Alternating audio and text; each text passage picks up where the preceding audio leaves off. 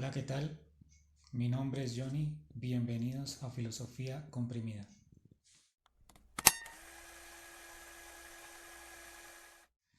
En esta ocasión voy a comentarles algunas ideas relacionadas con el preámbulo al discurso de Sócrates, que es el discurso de Diotima, y el mito del origen de Eros planteado por Platón. Pero antes me gustaría retomar la conclusión del video anterior. En el video anterior quedamos en que de Fedro a Agatón los discursos están estructurados bajo una lógica de la semejanza, que significa que Eros, tomado como un dios, tiene ciertas características que son transmitidas al amante como efecto. Esta forma de relación que tendría Eros con los seres humanos implicaría que Eros se conduce hacia lo semejante, es decir, tiene unas características que son transmitidas hacia el amante por efecto del amor. El planteamiento de Sócrates con el discurso de Diotima va a oponerse a esta idea de la semejanza, a esta idea del mito, a esta idea de Eros encomiado en un discurso que viene a constituir un discurso poético. Ahora bien, lo que llamo preámbulo al discurso de Diotima es esa parte del diálogo en la que Sócrates interroga a Agatón antes de comenzar con el discurso de Diotima.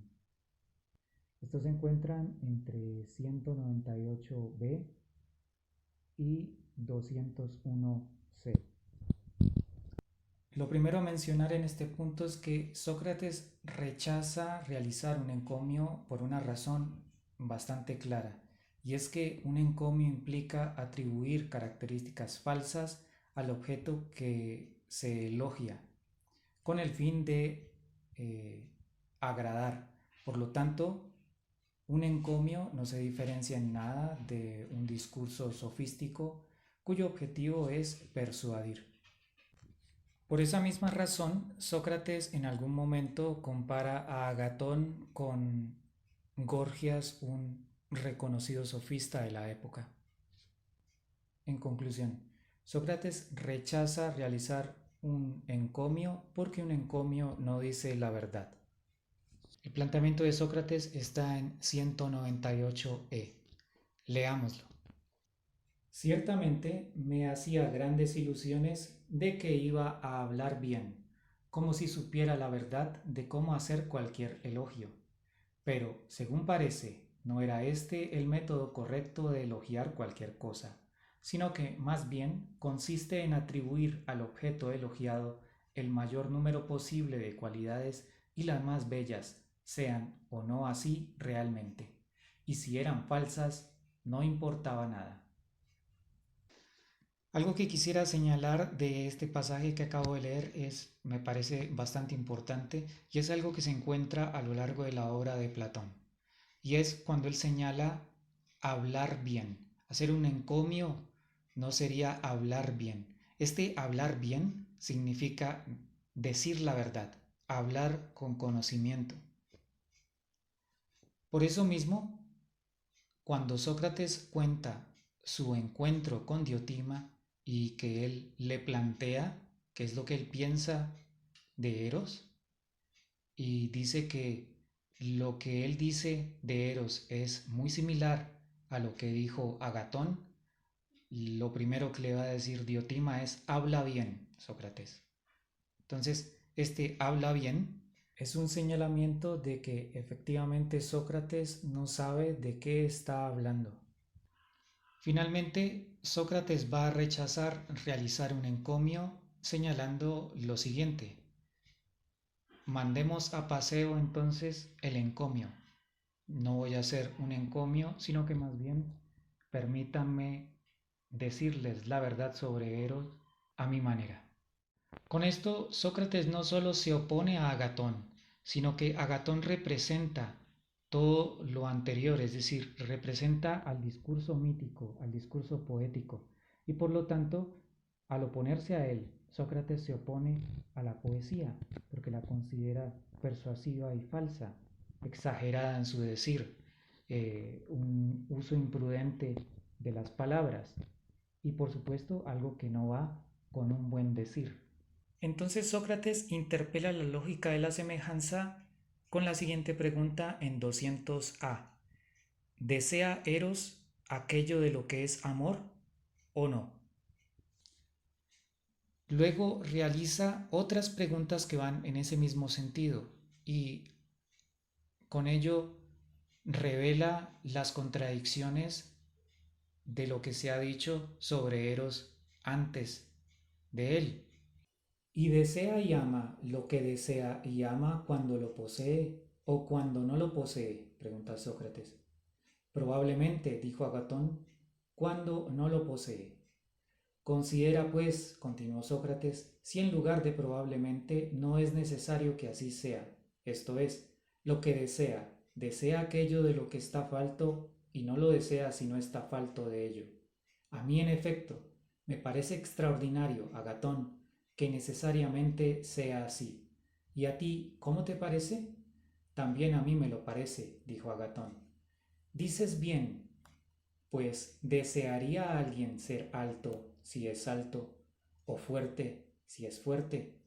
Imposible, según lo que hemos acordado, porque naturalmente el que ya lo es no podría estar falto de esas cualidades. Tienes razón.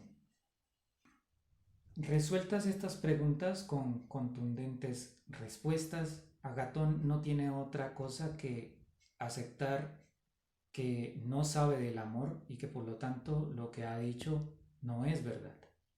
Entonces, lo que hace Sócrates con esta y otras preguntas que elabora enseguida es demostrar la contradicción interna en la definición mítica de Eros, a partir de la lógica de la semejanza. Si Eros se conduce hacia lo semejante, es decir, aquello que tiene sus propias características, entraría en contradicción con el deseo. Y es que Platón establece una relación directa entre el amor y el deseo.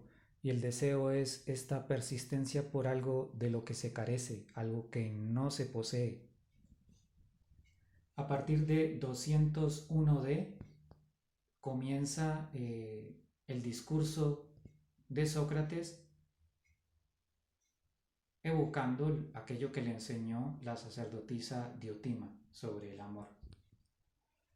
En este discurso, la primera ruptura con la concepción mítica del amor es que es el planteamiento de lo intermedio entre los opuestos. Lo que no es bueno no es necesariamente malo. Lo que no es bello no es necesariamente feo. Lo que no es divino no es necesariamente mortal. Platón plantea a Eros como algo intermedio entre lo divino y lo mortal. Dice que es un demon. La idea de Eros como un demon le permite a Platón plantear a Eros en la relación entre los opuestos. Lo interesante de este planteamiento es que es un mito, pero es un mito que Platón elabora con el fin de desmitificar al amor. En 202e, Platón cuenta que Eros es hijo de Poros y Penia. Poros es la representación de la riqueza en un término muy vasto, es decir, plenitud vital, mientras que Penia es todo lo contrario, es la pobreza, la carencia.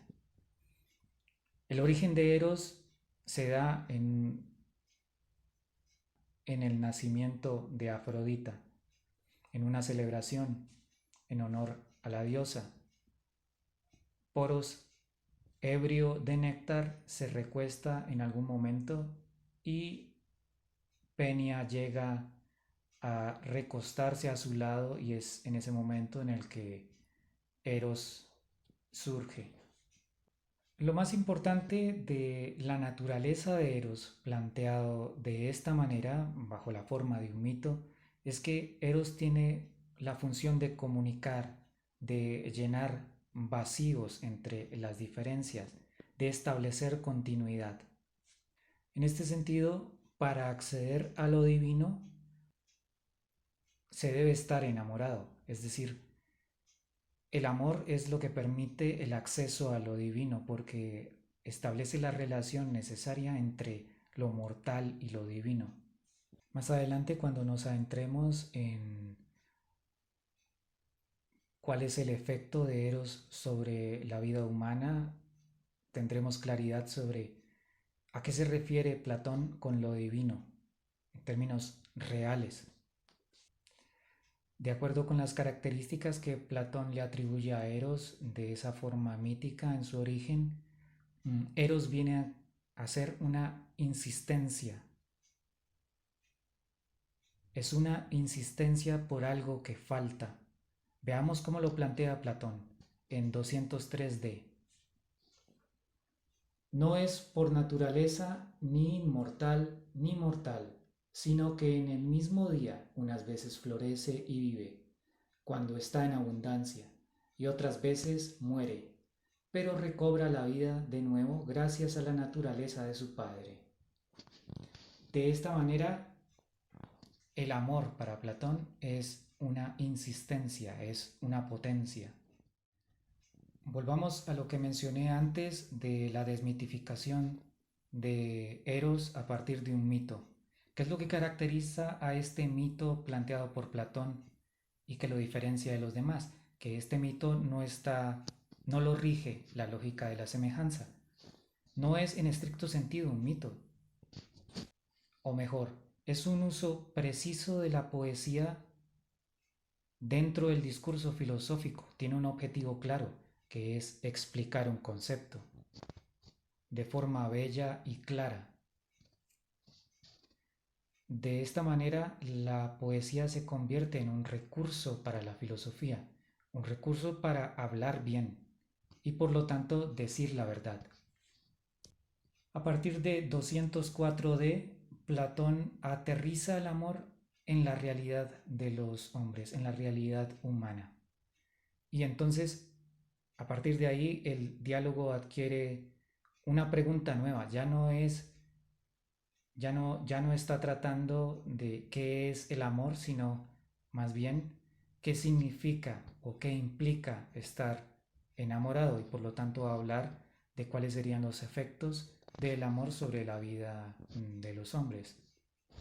Pero esto lo veremos en el siguiente video, en la siguiente dosis, que espero que sea la última. Esto era lo que les quería plantear el día de hoy. Espero que haya sido de su interés. Compartan el video, coméntenlo, denle like si así les parece y si no se han suscrito al canal, suscríbanse. Nos vemos en un próximo video.